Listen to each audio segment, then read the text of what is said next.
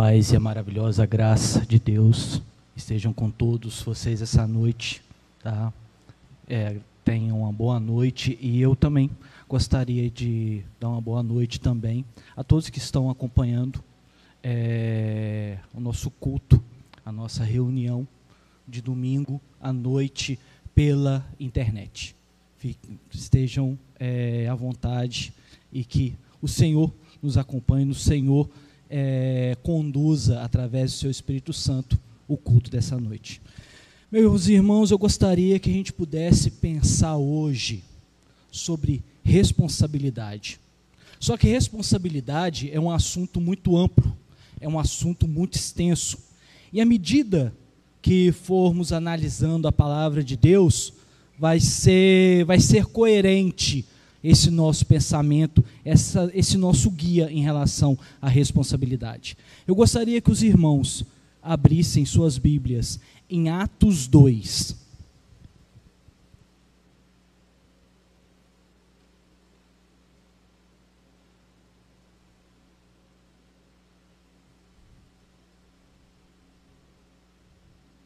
Atos 2, a partir do versículo 22.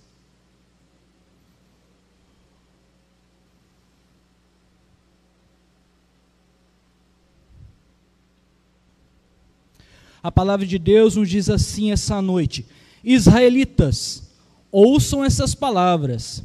Jesus de Nazaré foi aprovado por Deus diante de vocês, por meio de milagres, maravilhas e sinais que Deus fez entre vocês por intermédio dele, como vocês mesmos sabem. Este homem foi entregue por propósito determinado e pré-conhecimento de Deus, e vocês, com a ajuda de homens perversos, o mataram, pregaram-o numa cruz. Mas Deus o ressuscitou dos mortos, rompendo os laços da morte, porque era impossível que a morte o retivesse. Senhor meu Deus, o Senhor falou conosco através dos louvores cantados nessa casa aqui hoje, Senhor, e fala também através do seu Espírito Santo, através das Escrituras, através da palavra que vai ser proferida hoje, Senhor. Que ela possa trazer conserto, que ela possa trazer transformação no nosso homem interior, de dentro para fora, para que a cada dia possamos nos parecer à imagem do Senhor Jesus. É o que pedimos nessa noite, Senhor. Amém. Bom, aqui nós temos Atos 2. Atos 2 é um evento profetizado por Joel. E Jesus, ele anda por toda a terra, aproximadamente 3 anos e meio de poder, morre, é pregado no madeiro, ressuscita, e no capítulo 1 de Atos, ele dá a seguinte informação para os seus discípulos: não saiam de Jerusalém, vocês receberão poder, aí sim, vocês vão para Jerusalém, Samaria, até os confins da terra. E aqui, Atos 2, a cidade estava em festa, era a festa de Pentecostes. Judeus de todos os lugares estavam em Jerusalém para poder comemorar o Pentecostes. Pentecostes era antigamente uma festa rural, onde era comemorada nas partes mais rurais, no campo. Só que durante o tempo, Pentecostes ela começou a ser, essa festa começou a ser comemorada na cidade, no templo, onde as pessoas levavam as suas ofertas para poder fazer as suas ofertas ao templo. E ali estavam vários judeus de muitos lugares, de regiões distantes. E o interessante é que o apóstolo Pedro chega para estes homens que haviam recebido o Espírito Santo, como eu disse, uma profecia de Joel em Jerusalém, a descida do Espírito Santo em Jerusalém, e diz: vocês israelitas, através de ação de homens maus, mataram Jesus. Só que interessante que boa parte daqueles homens, com certeza, não estavam em Jerusalém no dia da morte de Jesus. E a minha pergunta hoje, para nós, como igreja, a nossa responsabilidade como igreja, quem é responsável pela morte de Jesus? Porque as Escrituras, através delas, não se submetem à nossa resposta em dizer que quem matou Jesus foi os judeus. Essa resposta, ela não é coerente. Essa resposta, ela não cabe. E essa resposta já foi usada pelo mal para poder perseguir um grupo étnico religioso. A minha pergunta é: quem matou Jesus? Quem foi o responsável por Jesus estar naquela cruz? E eu sempre gostei muito de investigar. Eu sou formado em História, né? Sempre gostei muito de investigar, de tudo. As séries que eu gosto, às vezes, de assistir, é sobre investigações. E eu comecei a analisar as Escrituras, fazendo mesmo uma investigação sobre o responsável, ou aquele que colocou Jesus na cruz. Eu gostaria que a gente pudesse acompanhar, através da palavra de Deus, quem foram os responsáveis, ou quem é o verdadeiro responsável por Jesus naquela cruz. Afinal de contas, Jesus, ele mesmo fala: as Escrituras testificam de mim, as Escrituras apontam para mim, e é nas Escrituras que nós vamos ter todas as informações que precisamos para poder sabermos mais da palavra de Deus. Então, eu gostaria que a gente pudesse voltar um pouquinho e ver como uma verdadeira investigação mesmo, dessas de policial, quem foram os últimos homens que estiveram com Jesus vivo, ao qual a gente pode analisar as suas responsabilidades pela morte dele. E o primeiro grupo que eu gostaria que a gente pudesse observar está em João 19. Evangelho de João, capítulo 19. Vamos voltar às Escrituras, vamos fazer de trás para frente dessa vez.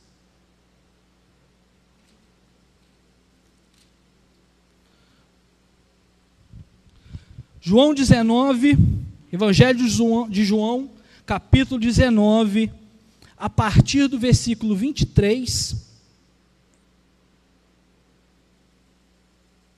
Vamos lá, todo mundo comigo? Quem não achou ainda, fala misericórdia. Vamos lá. Tendo crucificado Jesus, os soldados tomaram as suas roupas e as dividiram em 4 partes, uma para cada um deles, restando a túnica. Essa, porém, era sem costura, tecida numa única peça, de alto a baixo. Não as rasguemos, disseram os outros. Vamos dividir por sorteio quem ficará com ela. Isso aconteceu que se cumprisse a Escritura, dizendo: dividiram as minhas roupas entre si e tiraram sortes pelas minhas vestes. Mais um sinal sobre Cristo ser o Messias. Versículo 28 agora. Mais tarde, sabendo então que tudo estava concluído para que a Escritura se cumprisse, Jesus disse: tenho sede. Estava ali uma vasilha cheia de vinagre. Então embebederam uma esponja nela, colocaram a esponja na ponta de um caniço e ergueram até os lábios de Jesus. Tendo provado, disse: está consumado. Com isso, curvou a cabeça e entregou o Espírito. Era o dia da preparação e o dia seguinte seria o sábado especialmente sagrado. 34 agora. Em vez disso, um dos soldados perfurou o lado de Jesus com uma lança, e logo saiu sangue e água. Aquele que o viu disse: deu testemunho, e o seu testemunho é verdadeiro. Ele sabe que está dizendo a verdade, e dela testemunha para que vocês também creiam. Estas coisas aconteceram para que se cumprisse a Escritura: nenhum de seus ossos será quebrado. E como diz a Escritura, noutro lugar, olharão para aquele que a transpassaram. Aqui temos um primeiro personagem dessa nossa investigação, o soldado romano. O soldado romano, isso é muito evidente na história, ele era uma excelente máquina de guerra individual. Ele sabia fazer o estrago muito bem feito no seu adversário. Paulo, em Efésios 6, ele usa o soldado romano, as suas armaduras, os fragmentos da armadura do soldado romano, para poder dar um exemplo da armadura do Espírito. Ele fala sobre a sandália, ao qual o soldado romano ele tinha que estar vestido, porque ele andava em vários terrenos muito pedregosos. Ele usava uma couraça feita de madeira e de couro, que ajudava a se proteger de vários golpes. Usava um escudo, aonde não só individualmente, mas coletivamente, dava ele uma proporção de guerra muito notável. E usava uma espada, não tão grande nem tão pequena, que sabia fazer um estrago muito bom no adversário. Ele também fala sobre principados e potestades. Aqui ele dá uma noção para nós de como que era a estrutura de guerra do soldado romano. Havia os generais, aonde eles davam as orientações à tropa, e os seus soldados principais, aonde organizavam todo o combate. E o soldado romano, ele era extremamente violento naquilo que ele deveria fazer. E Jesus, ele é entregue aos soldados romanos. E o soldado romano, naquele momento, eles eram ignorantes. Eles não sabiam o que estava acontecendo ali. Eles não sabiam que ali se encontrava o cumprimento da Escritura e da profecia. E se o império mandou matar um criminoso crucificado, boa coisa não era. E se boa coisa não é, não há problema nenhum de machucar mais um pouco, arrebentar mais um pouco, porque eu só sou uma ponta do iceberg. Eu não tenho culpa sobre isso. Se mandar eu crucificar, eu vou crucificar. E se perguntasse um soldado romano naquele momento, por que você está fazendo isso? Eu não sei. Mas esse homem, será que ele é inocente ou não? Isso não é problema meu. Eu só estou cumprindo ordens. E vamos dizer que quantas vezes em nossas vidas nós temos a mesma postura de um soldado romano? Quantas vezes, muito nas nossas vidas, até mesmo na nossa vida cristã, nós vivemos daquele modo assim, isso não é problema meu, não é comigo. Resolva com outra pessoa. É uma omissão muito conveniente. É você terceirizar o problema, é uma nova maneira de você lavar as mãos. Isso não é problema meu. Eu fico impressionado, por exemplo, com o censo de 2010, que no censo de 2010 dá uma relação de 40 milhões de evangélicos no país. Fico impressionado com isso, porque já se fala que chegamos à casa dos 50.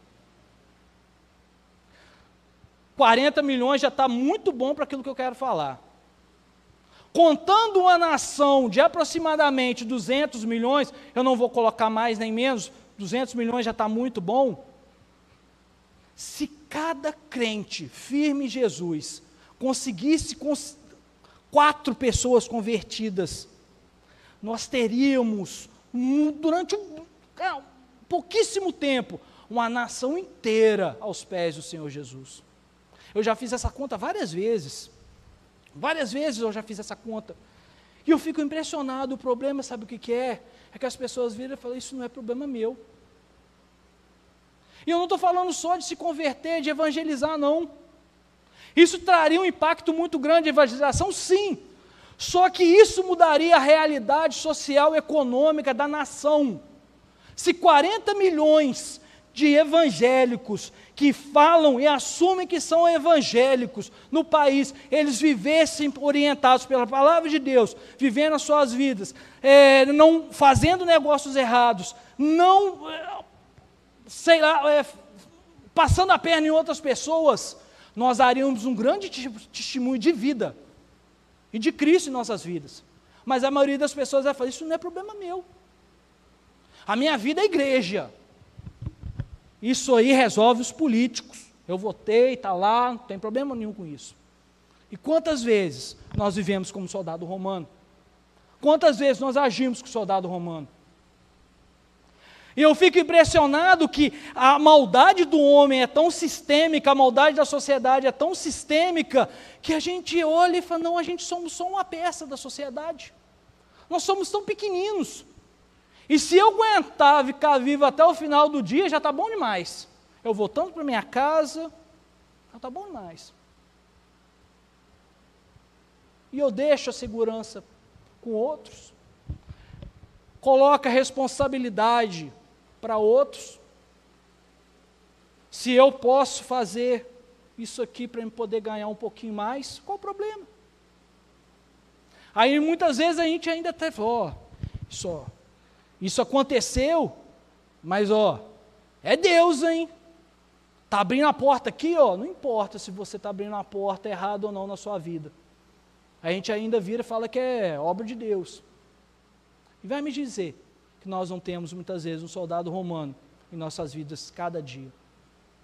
E se a gente virasse e falasse, soldado romano, por que você está matando esse homem? Por que você está crucificando Cristo? Ele viraria e falava assim, isso não é problema meu.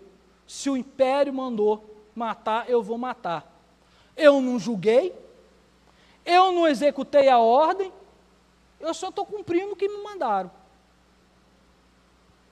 Mas aí a gente entra no segundo personagem dessa história. Um segundo personagem que vai ligando aos pontos, para a gente poder a verdadeira responsabilidade de quem colocou Jesus naquela cruz. Abre comigo. Evangelho de João também, mas você volta só um pouquinho, no versículo 12.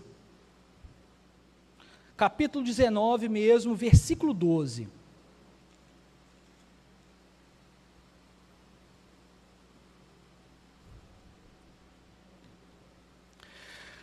Daí em diante, Pilatos procurou libertar Jesus, mas os judeus gritavam, se deixar esse homem livre, não é amigo do César. Quem se diz rei, opõe-se a César. Ao ouvir isso, Pilatos trouxe Jesus para fora, sentou na cadeira do juiz, num lugar conhecido como pavimento de pedra, aramaico, Gábata. Era o dia da preparação da semana da Páscoa, por volta das 6 da manhã. Eis o rei de vocês, disse Pilatos. Mas eles gritavam, mata, crucifica. Ele disse, devo crucificar o rei de vocês? Perguntou Pilatos. Não temos rei, senão César, respondeu o chefe dos sacerdotes. Finalmente, Pilatos o entregou a eles para ser crucificado. Vamos entender aquilo que está acontecendo nesse momento. O Império Romano, quando ele ocupava um lugar, era muito difícil ele se envolver em questões religiosas. Ele administrava politicamente, economicamente aquele lugar, e era muito difícil. Ele deixava as questões religiosas para o local, a localidade. Ele não se envolvia. E Cristo é levado diante de Pilatos por um tribunal religioso. E um tribunal religioso não daria sentença de morte por crucificação a um homem. Tanto é que Pilatos, anteriormente, ele vira e fala, esse homem é o quê? Esse homem é judeu. Não, esse homem é judeu, não é comigo. Leva para Herodes. Ele tentou se safar. Herodes viu o problema que ele estava se enfiando, ele virou, manda de volta para Pilatos, não tem nada com isso. E Pilatos o tempo todo, diz a Escritura, a gente tem que colocar, dar o braço a você em relação a isso. Pilatos, ele tentou sair fora disso em alguns momentos, furtivamente, até que os judeus, os sacerdotes, o Sinédrio, o Anás e o Caifás chegam para Pilatos, eu vou, Pilatos, esse homem, ele não está cometendo um crime religioso. Esse homem está cometendo um crime político. Esse homem está dizendo que é rei. Isso aí pode acarretar um crime de sedição, uma revolta. Aí ele virou e falou, mas se é um crime político, uma revolta é comigo mesmo.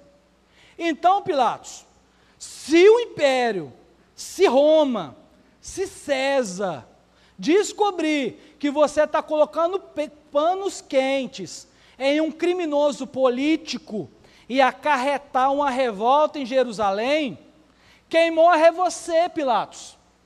É você que morre. Então Pilatos vira para ele e falou, Jesus, não tenho nada contra você, muito pelo contrário, minha esposa está ali, ó, ela está até querendo livrar você dessa história, mas, Jesus, se é para morrer, antes você do que eu. E vamos dizer que a gente, em nossas vidas, muitas vezes não temos isso. Se é para o filho ficar doente, é o filho da vizinha, não o meu.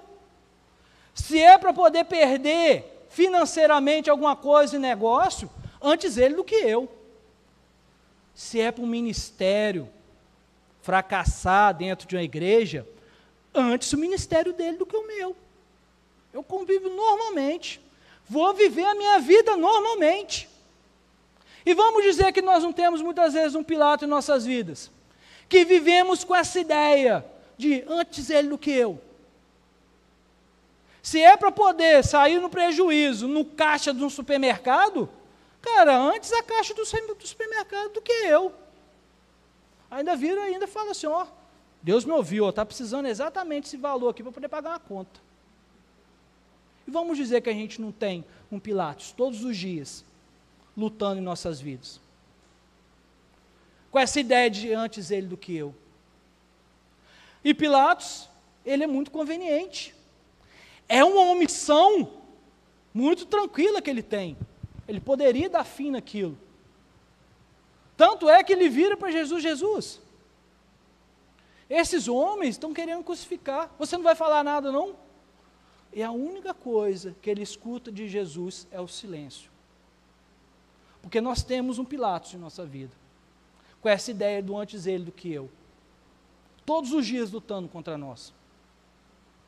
Então Pilatos chega, lava suas mãos, entrega Jesus para um outro personagem dessa história. Eu gostaria que a gente pudesse voltar um pouquinho na Bíblia e observar esse outro personagem. Está em Mateus 21, Evangelho de Mateus 21.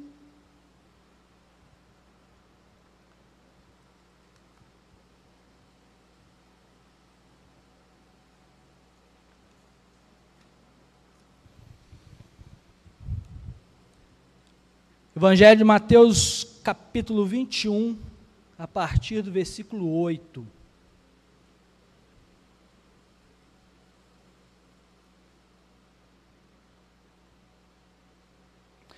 Uma grande multidão estendeu seu manto pelo caminho, outros cortavam ramos de árvores e outros espalhavam pelo caminho. A multidão que ia diante dele e os que seguia gritavam, Hosana ao filho de Davi. Bendito é o que vem em nome do Senhor, hosana nas alturas. Quando Jesus entrou em Jerusalém, toda a cidade ficou agitada e perguntava, quem é esse? A multidão respondia, este é Jesus, o profeta de Nazaré da Galileia. Aqui nós temos um outro personagem. Gente, a multidão, se tem um outro inimigo na Bíblia, é a multidão. A multidão bíblica, gente, a democracia, ela não é de Deus não, a democracia é grega, tá? A Bíblia é teocracia, tá bom? A democracia bíblica só fez besteira. Moisés retira o povo do Egito com o braço forte do Senhor o tempo todo, abençoando e guardando aqueles homens. Moisés sobe no monte. O que a multidão faz? Faz um bezerro de ouro para poder adorar. 12 espias são mandados para a terra prometida, para poder verificar a terra, os espias. 10 deles voltam com uma história aterrorizante para aquela turma. 2, Josué e Caleb, voltam com informações completamente diferentes. O Senhor está conosco, nós vamos devorar aqueles homens como pão. O que a multidão faz? Pega a pedra para poder matar Josué e Caleb. A multidão na Bíblia só fez besteira. Elegeu Saul, apedrejou Paulo. Paulo sai da cidade de Derbe, entra na cidade de Listra, com uma oratória muito fluente, ele e Barnabé, falando muito. Aqueles homens ficaram impressionados. São deuses, é Júpiter e o deus Hermes. Sabe o que Paulo fala? Paulo tinha juízo, vira para eles: eu não sou Deus não, pode levantar daí. O que a multidão faz? Pedra para poder bater neles. A multidão só fez besteira na Bíblia. E mudava de ideia com muita facilidade. Aqui vemos Jesus entrando em Jerusalém, aclamado pela multidão, porque todo mundo acreditava que o Messias, o libertador territorial, natural, estava chegando. As informações dos antigos profetas apontavam para isso. O profeta Daniel, quando ele interpreta o sonho de Nabucodonosor, ele fala de uma estátua com 4 tipos de metais. E o último metal era uma estátua feita os pés eram feitos de ferro. E uma pedra era cortada sem o auxílio das mãos. Isso fala de uma intervenção divina. E atingia a estátua exatamente nos pés. E a estátua vinha abaixo. Então todo mundo identificava que aquelas estátuas eram os 4 reinos: Babilônia, Pérsia, Grécia e agora Roma. E Jesus chega exatamente na época do Império Romano. E eles acreditavam que ele era o libertador natural. E eles acabam mudando de personalidade, de opinião com muita facilidade. E depois eles mesmos pedem a cabeça de Jesus. E vamos dizer que nós não temos muitas vezes uma multidão em nossas vidas. Sabe por quê? A gente vai atrás de muita fofoca. A gente vai atrás de muita conversinha. Não pede discernimento do Espírito. Se um grupo se reúne, fala: isso aqui é a moda agora, vamos olhar isso aqui agora, e vai aquele monte de gente atrás.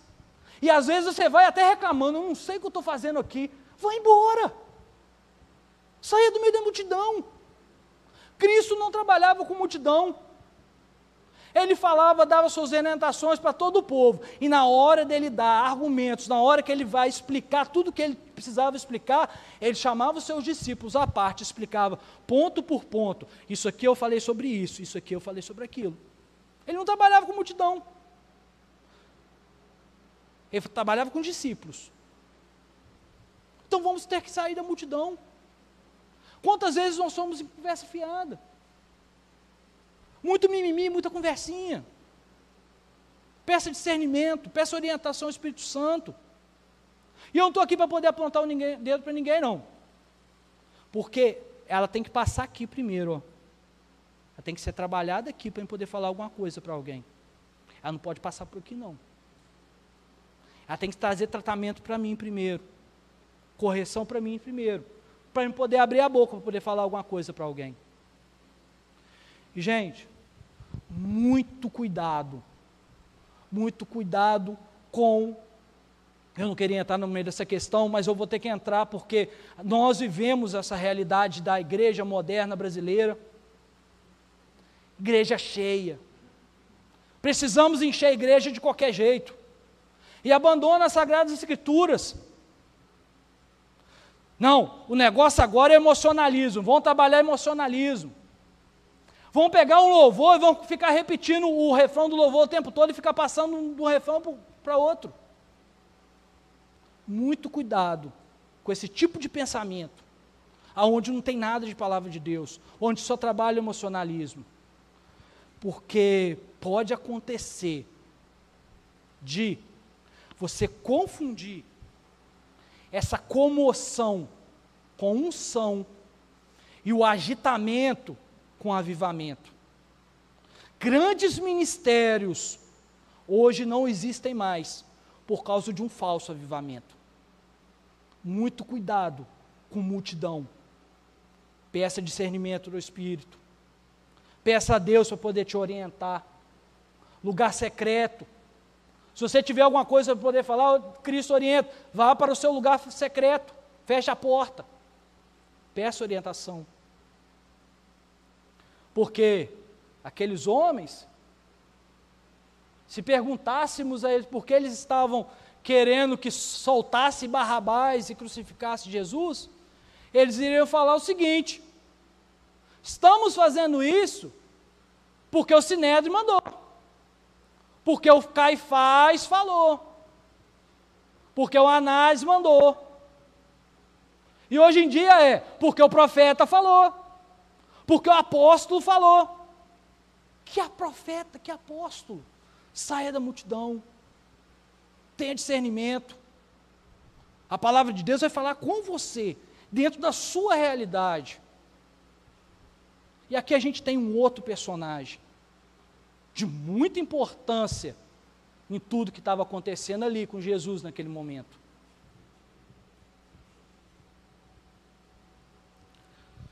Vamos voltar mais um pouquinho aí, João 11, Evangelho de João, capítulo 11.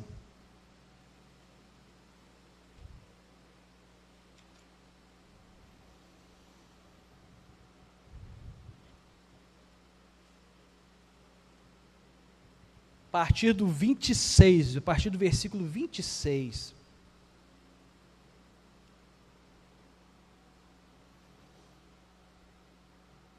Mas alguns deles foram contar aos fariseus o que Jesus tinha feito. Então os chefes, os sacerdotes, os fariseus, convocaram uma reunião do Sinédrio. O que estamos fazendo? Perguntaram eles. Está esse homem realizando muitos sinais milagrosos. Se o deixarmos, todos crerão nele. Então os romanos virão e tirarão tanto o nosso lugar como a nossa nação. Então um deles, chamado Caifás, que naquele ano era o sumo sacerdote, tomou a palavra e disse: nada sabeis, não percebeis que vós é melhor que morra um homem pelo povo e que não pereça toda a nação? Ele não disse isso de si mesmo, mas sendo sumo sacerdote naquele ano, profetizou que Jesus morreria pela nação judaica, e não somente por aquela nação, mas também pelos filhos de Deus que estão espalhados para reuni-lo num povo.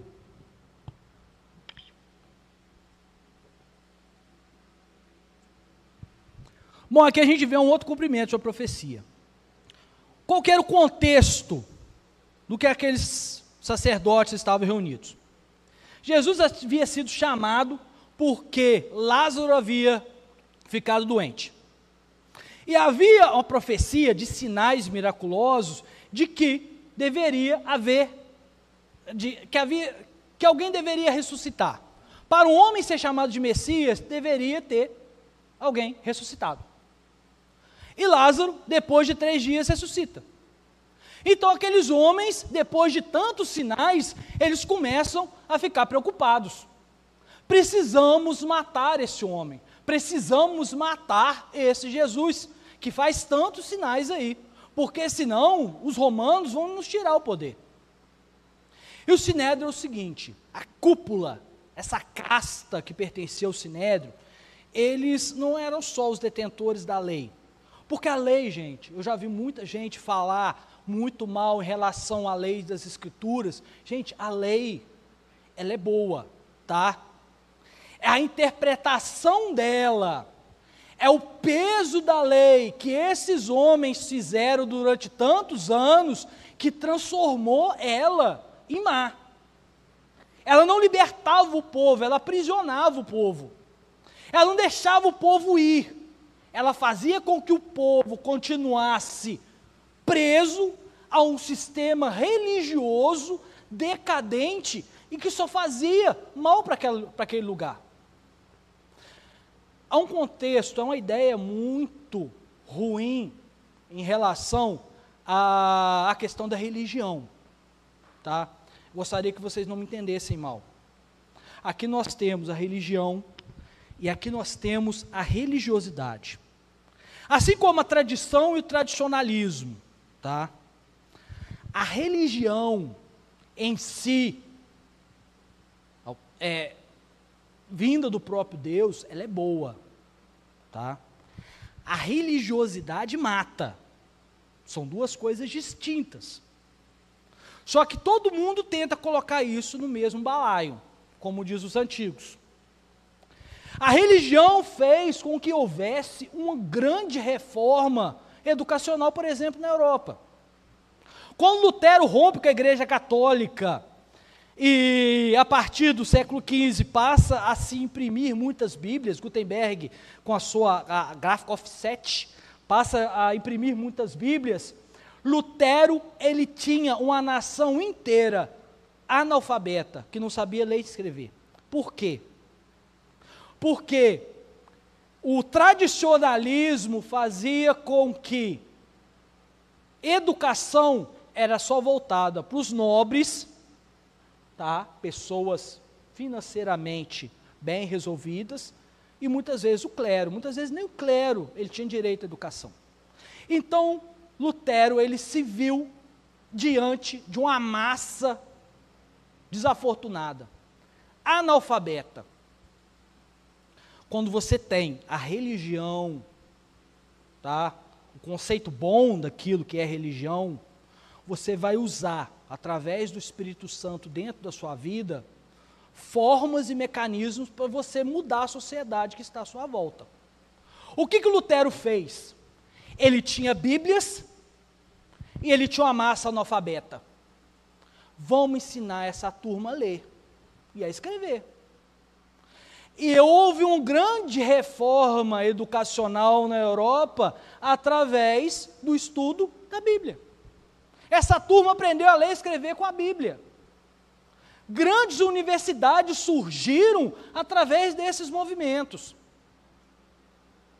Daí, a escola bíblica dominical, ela tem a sua ideia, o seu genes aí, nessa época.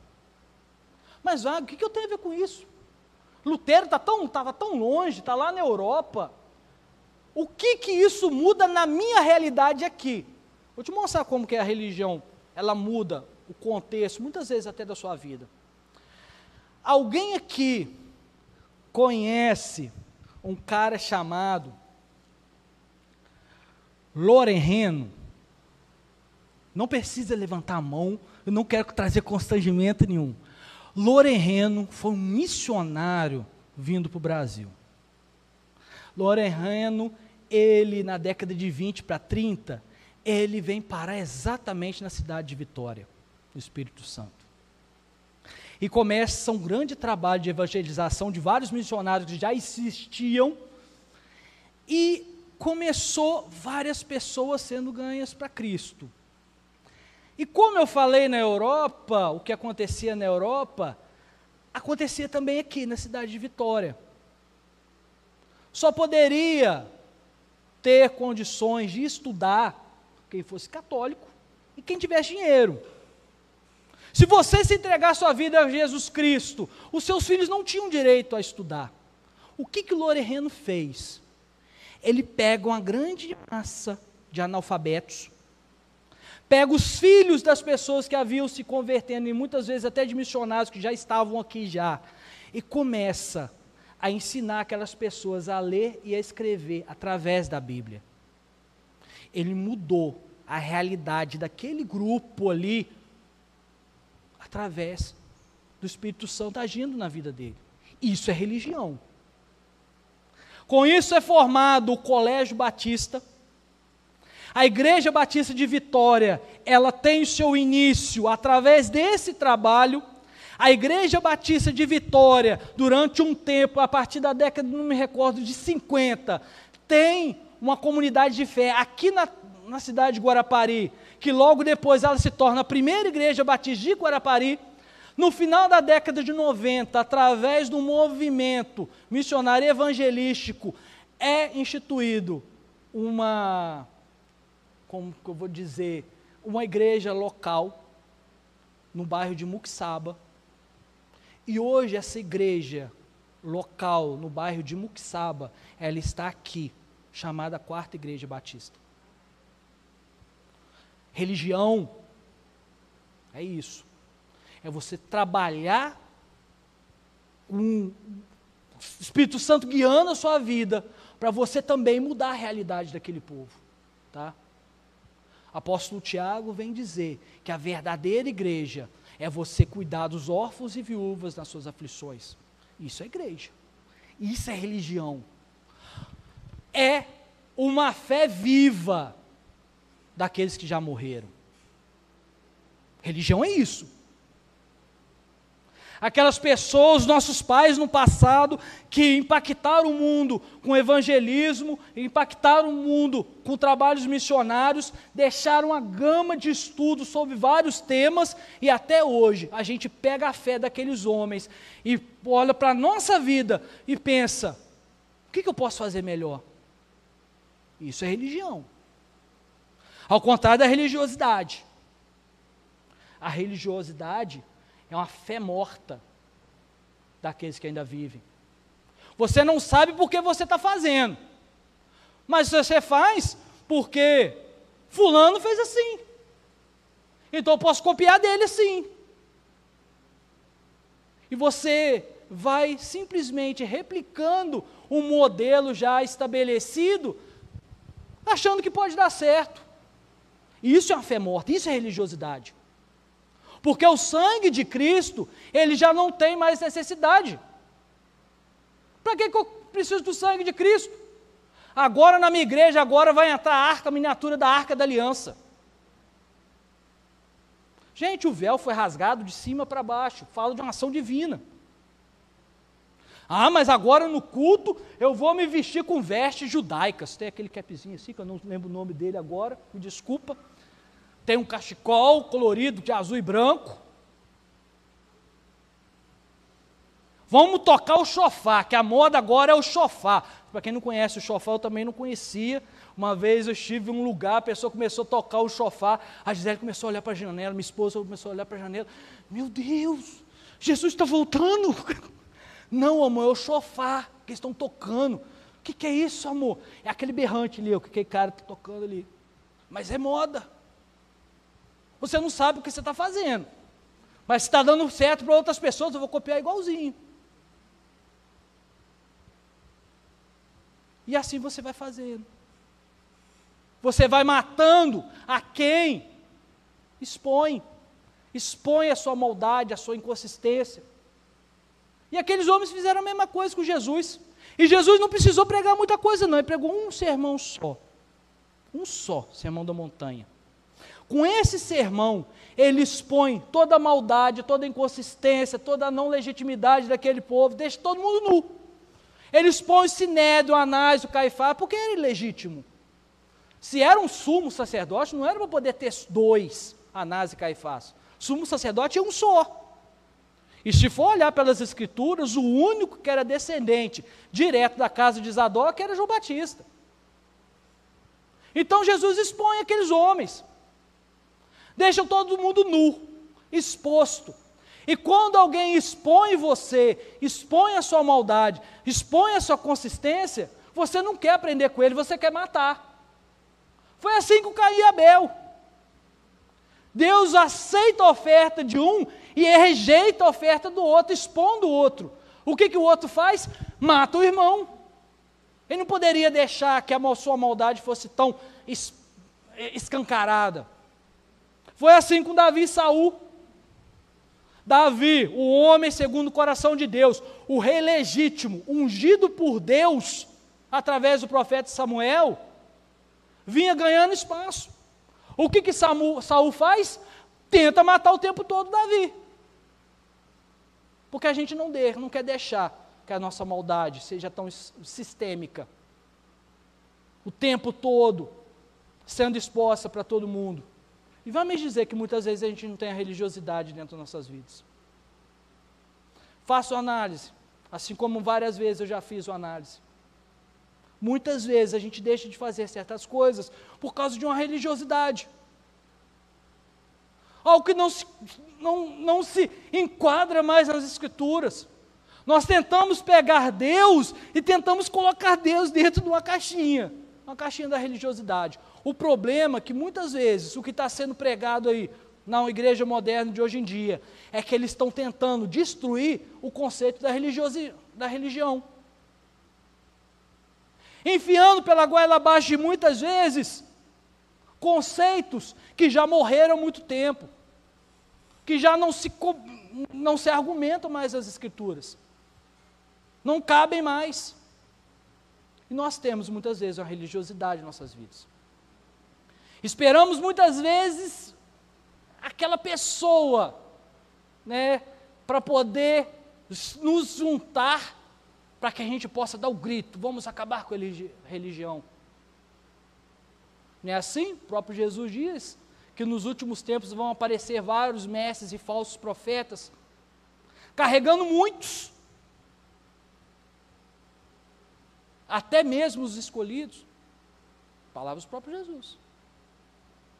E aqui nós temos mais um personagem dessa trama cósmica da morte de Cristo. Lucas 22, Evangelho de Lucas, capítulo 22.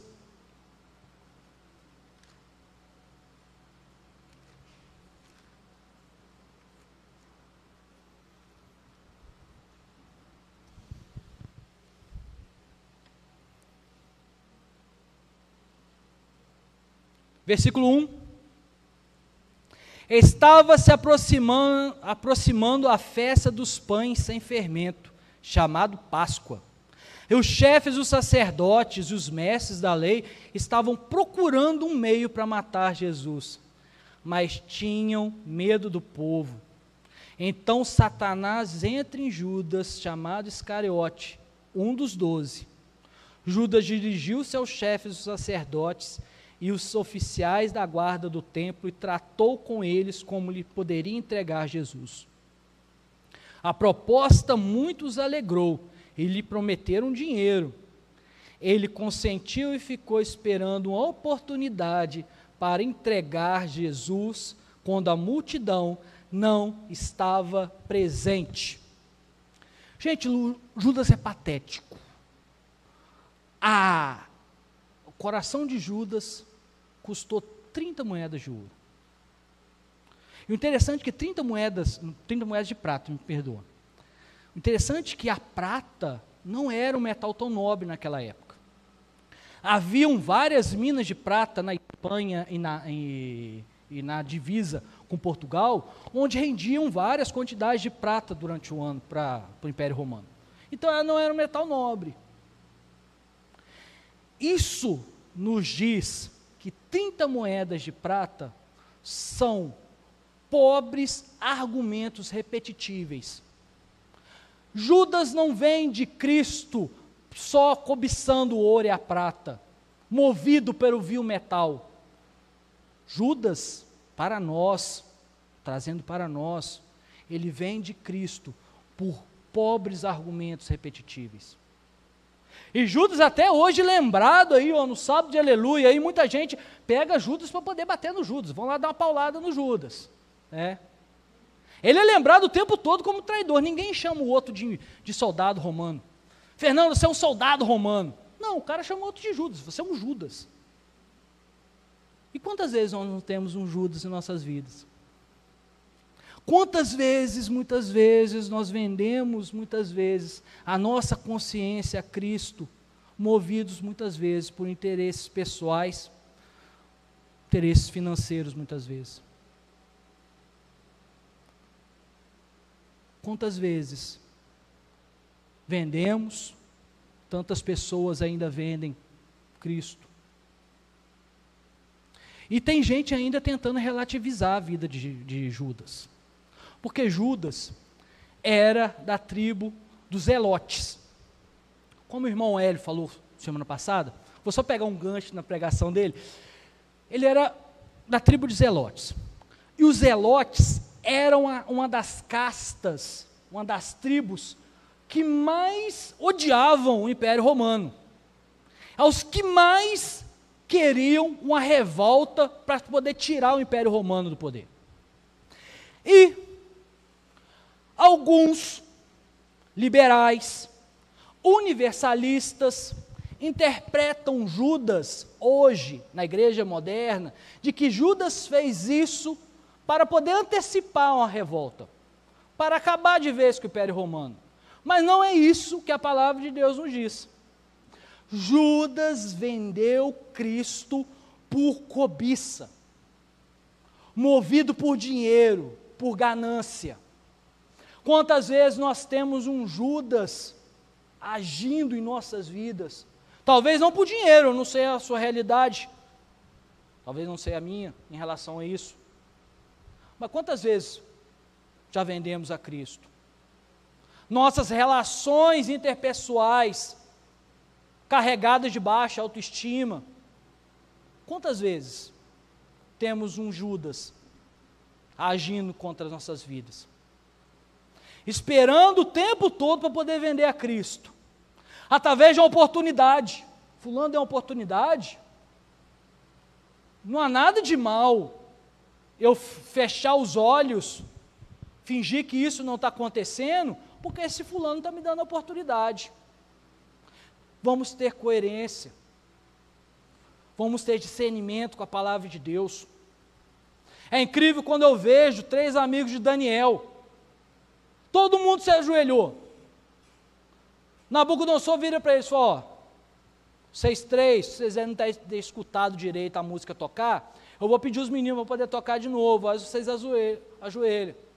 Porque se vocês não ajoelhar, eu quero ver qual vai ser o Deus que vocês seguem, que vai te livrar das minhas mãos. Aqueles homens, eles viram para Nabucodonosor, o rei, e dizem: nós não precisamos responder isso sobre você, Nabucodonosor. O Deus ao que eu sigo, Ele pode muito bem livrar da sua mão. Mas mesmo que Ele não livre, nós não vamos nos curvar à imagem que você fez. Não podemos nos curvar e vender Jesus. Quantas vezes nós fizemos isso em nossas vidas e muitas vezes vai aparecer. O agir do Espírito Santo no nosso coração, através das Escrituras, ele vai proporcionar a sabedoria para poder você entender o momento certo de fazer cada ação. Não venda Jesus. E aqui eu vou finalizando. Vou entrando no último personagem dessa trama de assassinato. Quem matou Jesus? Abre comigo, Romanos 3, e eu vou finalizando.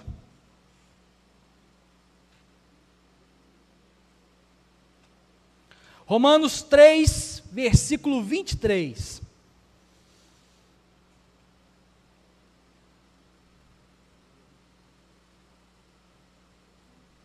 Romanos 3, versículo 23, fala assim para nós essa noite a palavra de Deus: pois todos pecaram e estão destituídos da glória de Deus, sendo justificado gratuitamente por sua graça, por meio da redenção que há em Cristo Jesus.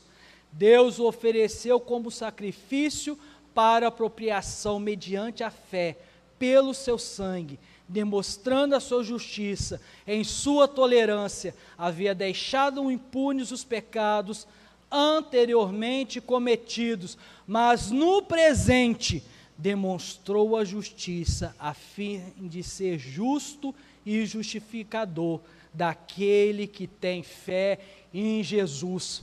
Sabe quem colocou Jesus naquela cruz? Quem é o responsável mesmo por Jesus estar naquela cruz? Eu sou responsável por Cristo estar naquela cruz. Você é responsável por Cristo estar naquela cruz. A teologia vai dizer que a cruz de Cristo, ela é conhecida antes mesmo do firmamento. Antes mesmo de Deus dizer que haja luz, Ele disse que haja cruz. Porque nós estávamos mortos através da onisciência de Deus, nós já estávamos mortos em nossos delitos e pecados. Havia um abismo entre nós e Deus. E esse abismo só poderia ser transposto, não por uma ponte, mas por uma cruz. E através dessa cruz, nós somos redimidos. Através do sangue desse homem inocente, morto pela mão de transgressores, moído pelos nossos pecados, Deus está restaurando todas as coisas. Parece estranho como Deus pode estar restaurando através de Cristo, mas isso é o peso do Evangelho. Paulo vai dizer que isso é loucura para os judeus, é escândalo para os judeus, loucura para os gentios, mas é o poder de Deus para restaurar todo aquele que nele crê. É por isso que somos gratos, sim, pela morte de Cristo na cruz, porque só assim deixamos de ser inimigos de Deus. Mas temos nossa responsabilidade. Não podemos viver a vida evangélica, a vida cristã na festa e na flauta.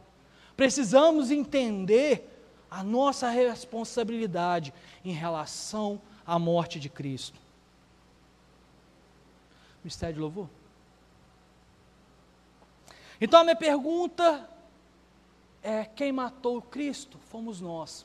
E todas as vezes que olharmos Atos 2, 22, e começarmos a ler apóstolo Pedro dizendo: israelitas, Cristo esteve aqui, fez muitos sinais, mas vocês entregaram e vocês mataram Cristo.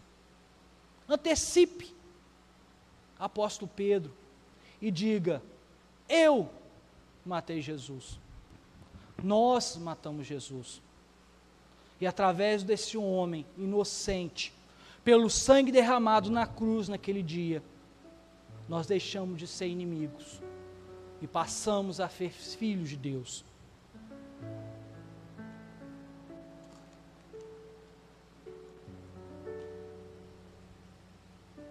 Eu gostaria que nós pensássemos sobre esse sangue derramado na cruz, como ele nos lava.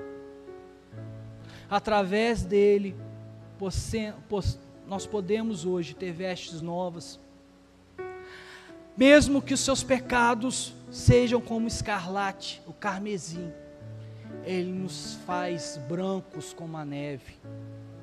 Fala de uma justificação, uma salvação que vem do alto, mas também algo que vem de dentro para fora, através da ação do Espírito Santo em nossas vidas. O Ministério de Louvor vai cantar uma música, e que a gente possa pensar sobre nossa responsabilidade por aquele homem que nasceu sem pecado, viveu sem pecado e carregou nossos pecados na cruz. Que a gente possa pensar em vida nova, viver uma vida nova pelo sangue de Jesus. Amém?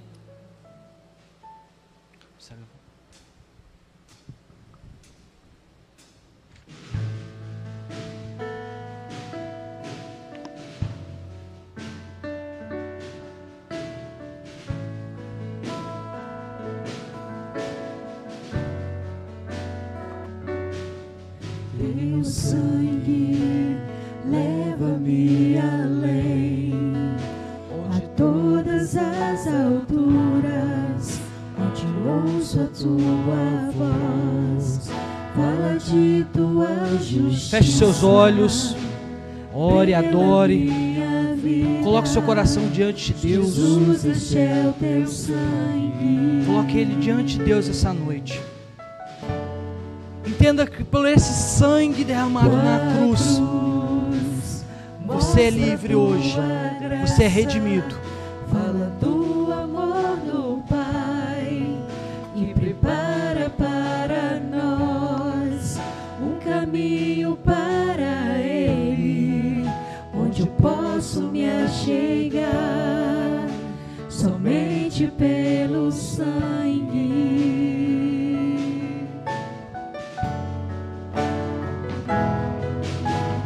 Que nos lava dos pecados,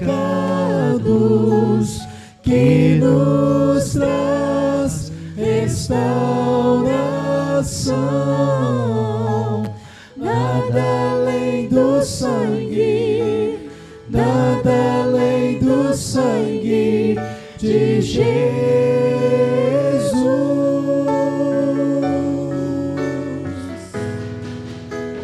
que nos faz brancos como a neve, aceitos como amigos de Deus. Nada além do sangue, nada além do sangue de Jesus.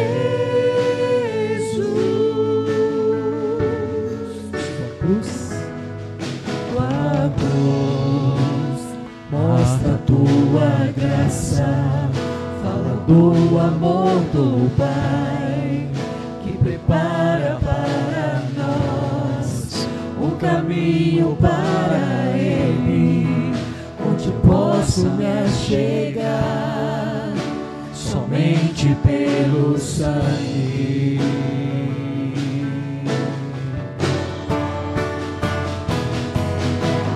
Que nos lava dos pecados,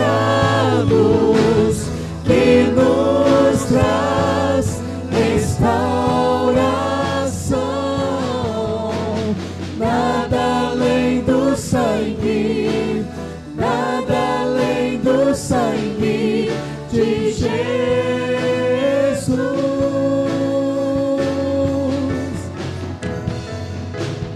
que nos faz brancos como a neve, aceitos como amigo de Deus. Nada além do sangue, nada além do sangue de Jesus.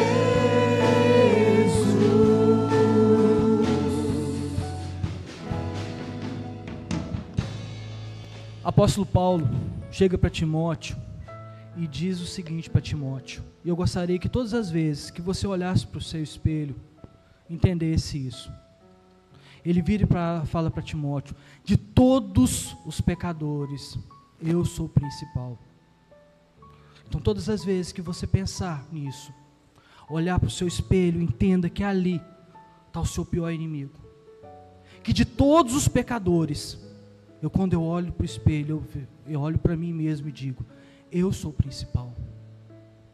E isso só é possível, eu só posso me aproximar hoje de Cristo, porque esse inocente morreu na cruz do Calvário.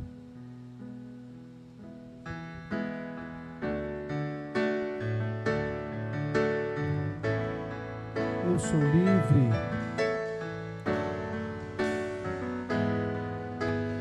Eu sou livre.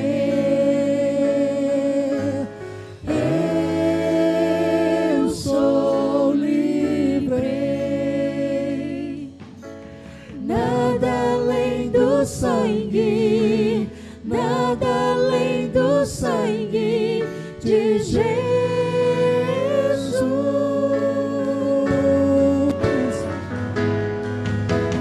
Eu sou livre.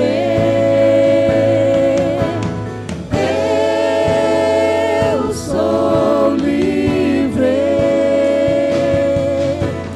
Nada além do sangue, nada além do sangue de Jesus, que nos lava do pecado, que nos lava dos pecados, que nos traz restauração. Nada além do sangue,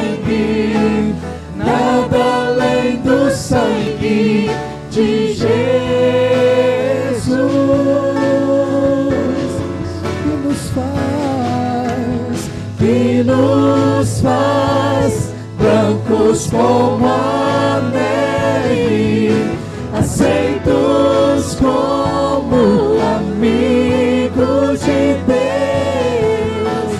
Nada além do sangue, nada além do sangue de Jesus. Alvo mais que a neve. Alvo mais que a neve.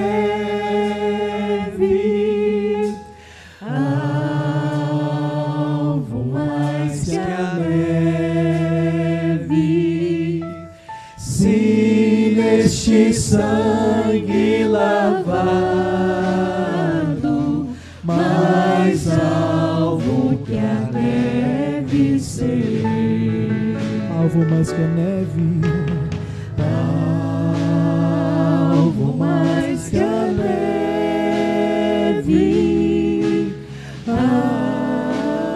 Alvo mais que a neve. Se neste sangue lavado,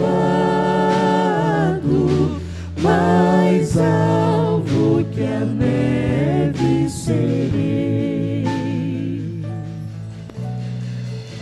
Senhor meu Deus, obrigado, Senhor, pela tua graça, pela salvação em Cristo Jesus, Senhor. Teve misericórdia de nossas vidas, não nos deixou ser consumidos, Senhor. Senhor, conduza-nos agora em nossas casas. Que o Espírito Santo possa agir, Senhor, continuamente em nossas vidas, para que a gente possa, Senhor, colocar em prática a tua palavra, colocar em prática aquilo que é falado nas suas escrituras, Senhor, aquilo que dá testemunho de ti, é o que pedimos. Conduza, Senhor, nossos irmãos, Senhor, às suas casas, ao seu momento de descanso, e que a gente possa entender, Senhor, que o culto não termina aqui. Só terminamos a reunião dessa noite. O culto é continuamente em nossas vidas, em nossas casas, em nossas famílias, em nosso trabalho. Conduza também, Senhor, aqueles que nos acompanham pela internet nesse momento. Guarda suas vidas, Senhor. É o que pedimos em nome do Senhor Jesus, para a glória do seu reino. Amém. Estamos então caminhando para o encerramento deste culto. Que Deus possa te abençoar, que você tenha uma semana maravilhosa na presença do Senhor, que você possa